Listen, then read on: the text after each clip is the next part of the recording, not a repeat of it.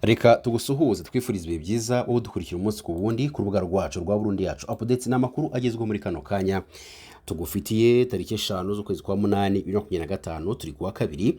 Rero kuri ubu ngubu perezida w'u Burundi Evariste Ndayishimiye amaze gukora impinduka muri guverinoma y'u Burundi. Turifuza ko tukugeza aya makuru. Rero reka tukubwire ngo niba uri umurundi cyangwa se uri mu Burundi cyangwa uri mu mahanga ariko uri umurundi, egera hano tukugezeho amakuru y'ibyahinduwe cyangwa se byabaye muri guverinoma y'u Burundi. Tudatinze rero turababwira wagizwe ministri w'intebe kuri ubu ngubu, tubabwira wagizwe ministri wagizwe perezida wa Sena, ndetse tubabwire byinshi birimo biragenda bitangazwa muri kano kanya. Duhereye kuri iyi nkuru ivuga ko perezida Evariste Ndayishimiye w'u Burundi yagize Nestor Ntahontuye ministri w'intebe mushya muri kiriya gihugu. Ntahontuye kuva mu Kuboza 2024 yari asanzwe ari ministri w'imari mu Burundi. Kuri uyu wa kabiri tariki 5 Kanama 2025 nibwo yemejwe n'imitwe yombi igize inteko ishinga amategeko. Ntahontuye yasimbuye kuri izi nshingano Lieutenant General de Police Gervais Ndirakobuca watorewe kuba perezida wa Sena y'u Burundi. Kuri ubu amakuru aturuka muri kiriya gihugu cyo mu majyepfo y'igihugu cy'u Rwanda aravuga ko perezida Ndayishimiye ateganya gukora impinduka zihuse muri guverinoma, aho bamwe mu baminisitiri bayivanywemo abandi bagahindurwa imirimo. Lieutenant General de Police retired Gervais Ndirakobuca wari usanzwe hari ministiri w'intebe w'u Burundi, kuri ubu kuri wa kabiri tariki 5 Kanama yatorewe kuba perezida wa Sena y'iki gihugu. General Ndirakobuca bakunda kwitanda kugarika yatowe mu matora yabereye mu cyiciro gikuru cya Sena y'u Burundi mu mujyi wa Gitega. Yatowe ku majwi 100% bijyanye nuko kuba ariwe wari umukandida kuri uyu mwanya we rukumbi. Uyu mugabo w'imyaka 55 y'amavuko agomba kuyobora Sena y'u Burundi mu myaka 5 iri imbere. Abandi bazafatanya nawe ni Generose Ngendanganya watorewe kuba vice perezida wa mbere, ndetse na Clotilde Kampimbare watorewe kuba vice perezida wa kabiri. Uko ari batatu bose n'abarwanashyaka b'ishyaka CNDD-FDD riri ku butegetsi mu Burundi. Ibivuzwe ko Sena y'iki gihugu bivuze ko Sena y'iki gihugu n'umutwe w'abadepite byose bigomba kuyoborwa na ririya shyaka riri ku butegetsi. Impamvu nuko mu matora y'abadepite yabaye muri Kamena CNDD-FDD ariyo yegukanye imyanya yose yahatanirwaga mu nteko ishinga amategeko uko ari 100. Iyi myanya yiyongereyeho indi 11 yagenwe hagendeye ku ihame ry'uburinganire bw'abagore n'abagabo ndetse n'amoko. Ndirakobuca yari ministri w'intebe w'u Burundi kuva muri Nzeri 2022 ubwo asimburaga kuri uwo mwanya General Alain Guillaume Bunyoni, kuri ubu ufunze nyuma yo guhamwa ibyaha birimo gushaka guhirika ubutegetsi bwa perezida Evariste Ndayishimiye. Mbere yaho yari ministri w'umutekano w'imbere mu gihugu. General Gervais Ndirakobuca yasimbuye ku mwanya wa perezida wa Sena y'u Burundi Emmanuel Sinzohagera wari perezida wayo kuva mu mwaka wa 2020. Naho ku yandi makuru twifuza kukugezaho muri kano kanya, urabizi neza ko General Sultan Makenga yakoresheje inama, yayoboye inama, yari yambaye neza rwose, yambaye impuzankano ya gisirikare ariko iri mu bundi bwoko. Ntabwo twabaje gusobanukirwa niba ari uniform z'abayobozi bakomeye ba M23, ariko yari yambaye rinete z'umukara, yambaye impuzankano nziza cyane. Inyuma ye hari umusirikare umurinze wari umufashije telefone ndetse n'ibindi. Uyu mugabo rero harimo haribazwa ese inama yakoreye igoma yaba yaravugiyemo ibiki. Turifuza kubigarukaho 5 kuri 5, ntujye kure kugira ngo hugende usobanukirwa byinshi mu kugenda bitangazwa. Indi nkuru yihutirwa ni inkuru ivuga ko M23 kuri ubu ngubu yahuye n'uruva gusenya nyuma yuko ishotoye ni umutwe witwa CMC.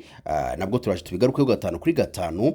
Si yo nkuru gusa tubafitiye indi nkuru ivuga ko u Rwanda rugiye kwakira bimukira barenga 150 baturutse mu gihugu cya Repubulika muri Amerika mutubabarire kwa Trump nabyo turaje tubigarukeho. Ese kubera ikibaje ni bantu ki? Byose ni hano ku rubuga rwacu. Si yo nkuru gusa tubafitiye indi nkuru ivuga ko Ingabire Victoire yajuririye icyemezo cyo gufungwa by'agateganyo. Ibi nabyo biri mu nkuru twabateguriye, rero ntujye kure kugira ngo ugende usobanukirwa ibirimo kugenda bitangazwa. Duhereye kuri iyi nkuru y'umugaba mukuru w'ingabo z'umutwe wa AFCM 23 General Sultan Makenga ku wa mbere tariki ya 4 Kanama yayoboye inama yo mu rwego rwo hejuru yahuje abayobozi batandukanye bo muri uriya mutwe. Ni inama yabereye mu mujyi wa Goma yitabirwa n'abayobozi barimo Guverineri w'intara Kivu y'Amajyaruguru Erasto Bahati Musaga, ari Musanga, ba Guverineri bamwungirije, meya w'umujyi wa Goma ariwe burugumesitiri cyangwa se biterwa no kubisoma, ntabwo byoroshye, n'abakomine zigize uyu mujyi, abayobozi ba za teritwari ndetse n'abayobozi ba karitsiye. Iyi nama yabaye nyuma y'amezi 6 AFCM 23 yigaruriye umujyi wa Goma, yibanze mu bijyanye nuko umutekano, imiyoborere ndetse n'imibereho y'abaturage byifashe. Abayobozi batandukanye bamuritse ibimaze kugerwaho mu duce bayoboye, banagaragaza imbogamizi bagihura nazo zibabangamiye. General Makenga mu butumwa yahaye bari abayobozi yabibukije ko ikinyabupfura n'ubumwe ari ingenzi cyane ku buzima bwa buri munsi, anasaba gushyira imbere umuturage mu mutima w'ibyo bakora byose. General Makenga kandi yikije cyane ku kuba RDC ikeneye impinduka nyuma y'igihe irangwamo akajagari kenshi, gusa ashimangira ko kugira ngo bigerweho abayobozi aribo bagomba kubanza guhinduka ubwabo. Yagize ati impinduka ntizivugwa ku munwa gusa, zigomba kugaragarira mu bikorwa. Nk'abayobozi impinduka zigomba kuba muri mwe. Igihugu cyacu kimaze igihe kinini mu kajagari kandi bizasaba igihe ngo tugikemure ndetse tunagishyire ku murongo. Icyakora hari gahunda kandi tufatanije mwebwe natwe tuzaza n'impinduka, sibyo ra? Ntimushaka impinduka? Izo mpinduka rero zigomba gutangira muri mwe. Mureke twereke abaturage n'isi ko twahindutse. General Makenga yabwiye abari kumwe nawe mu nama ko badashobora guhindura abandi batabanje guhinduka bo ubwabo. Yunzemo agira ati iyi mikorere mibi yose turwanya, imico mibi, irondakoko, kwiba umutungo wa leta, ibyo byose bigomba guhagarara. Makenga yasabye abayobozi bari kumwe nawe gukora ibishoboka byose abaturage bakabona umutekano ndetse bakabaho mu mahoro. Ikindi bagafasha abavuye mu byabo kongera gutahuka kugira ngo bafatanye nabo kubaka igihugu. Twikomereje no ku yandi makuru mbere yuko tubagezaho ibibazo bikomeye cyane by'intambara yabaye muri iki gitondo hagati y'umutwe witwa CMC ndetse na M23. Reka tubabwire ko guverinoma y'u Rwanda yemeje ko yamaze kugera ku bwumvikane na Leta Zunze Ubumwe za Amerika bwo kwakira abimukira ubutegetsi bwa Perezida Donald Trump buteganya kwirukana ku butaka bwa kiriya gihugu. Muri Kamena uyu mwaka nibwo ibihugu byombi byashyize umukono ku masezerano yemerera u Rwanda kwakira abimukira babarirwa muri 250. Akaba ari amasezerano ashyizweho umukono i Kigali nk'uko umwe mu bayobozi bo mu ruhande rw'u Rwanda utifuje gutangazwa amazina yabihamirije ibiro ntaramakuru Reuters by'Abongereza.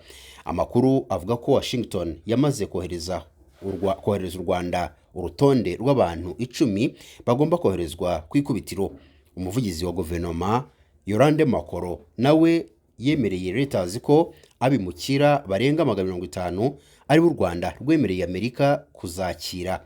Ati u Rwanda rwemeranijwe na Leta Zunze Ubumwe za Amerika kwakira abimukira barenga 250 kubera ko hafi ya buri muryango wo mu Rwanda wahuye n'ingorane zo kuva mu byabo, kandi indangagaciro za sosiyete yacu zishingiye ku kongera gusubiza abantu muri sosiyete no kubasubiza mu buzima busanzwe. Yunzemo agira ati muri ayo masezerano u Rwanda rufite ubushobozi bwo kwemeza buri muntu ku giti cye wasabye kwimurwa. Abazemezwa bazahabwa amahugurwa y'umurimo, ubuvuzi ndetse n'amacumbi kugira ngo batangire ubuzima bwabo mu Rwanda, bibahe amahirwe yo kugira uruhare muri kimwe mu bihugu bifite ubukungu buri kwihuta cyane ku isi mu myaka 10 ishize. Ntacyo leta y'Amerika iratangaza kuri aya masezerano. U Rwanda icyakora rugiye kwakira bariya bimukira mu gihe ubutegetsi bwa Perezida Donald Trump bufite gahunda yo kwirukana ababarirwa muri za miliyoni baba muri Amerika mu buryo bunyuranije n'amategeko, ndetse amakuru avuga ko buteganya kohereza mu bihugu byabo mu byo hirya no hino ku isi. Si ubwa mbere u Rwanda rugaragaza ko rufite ubushake bwo kwakira abimukira baturuka mu bihugu byo mu burengerazuba bw'isi. Muri 2022 rwasinyanye na leta y'Ubwongereza amasezerano yo kwakira abimukira bagombaga guturuka muri iki gihugu cyo ku mugabane w'Uburayi. Gusa iyo gahunda iza gupfa burundu ubwo umwaka